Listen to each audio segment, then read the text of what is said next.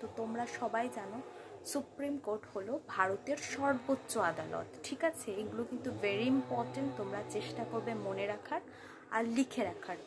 তো supreme court হলো ভারতের সর্বোচ্চ আদালত এবং সুপ্রিম কোর্টের বিচারপতি নিযুক্ত হয় আমাদের রাষ্ট্রপতির সহায়তায় এবং সবথেকে বয়োজ্যেষ্ঠ মানে সবথেকে বয়সে যে বড় কোর্টের মধ্যে যে বিচারপতি তাকে সুপ্রিম কোর্টের প্রধান বিচারপতি হিসেবে নিযুক্ত করা হয়।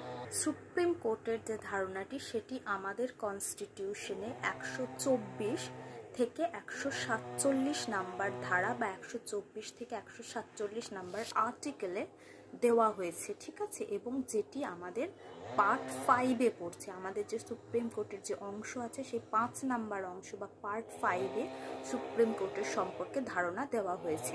124 নাম্বার ধারায় দেওয়া হয়েছে সুপ্রিম কোর্টের গঠন।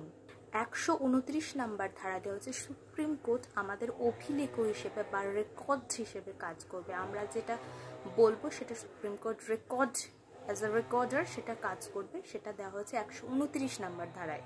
129 নাম্বার ধারায় সুপ্রিম কোর্টের মূল এলাকা সম্পর্কে বর্ণিত আছে। 132-এ সংবিধান সংক্রান্ত সুপ্রিম কোর্টের আপিল, সংবিধান সংক্রান্ত যে সুপ্রিম কোর্টের আপিল আছে সেটি 132 নাম্বার ধারায় আছে। 134 নাম্বার ধারায় ফৌজদারি সংক্রান্ত যে মামলা সেখানে সুপ্রিম কোর্টের আপিল সম্পর্কে 134 নাম্বার ধারায় আছে।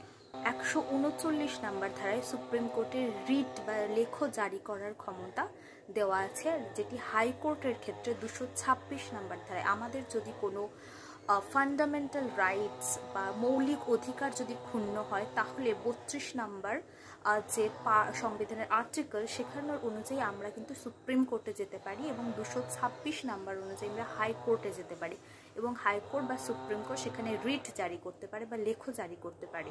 তো এই ধরনের অধিকার দেওয়া আছে আমাদের কনস্টিটিউশনে। আর সুপ্রিম কোর্টের বিচারপতির মেয়াদ হলো 65 বছর, তার বয়স 65 বছর পর্যন্ত সুপ্রিম কোর্টের বিচারপতি কাজ তিনি করতে পারবেন। এবং এখানে যদি বিচারপতি প্রধান বিচারপতি যদি কোনো ভুল করে সেখানে ইমপিচমেন্টের ব্যবস্থা রয়েছে, তাকে সেই পদ থেকে।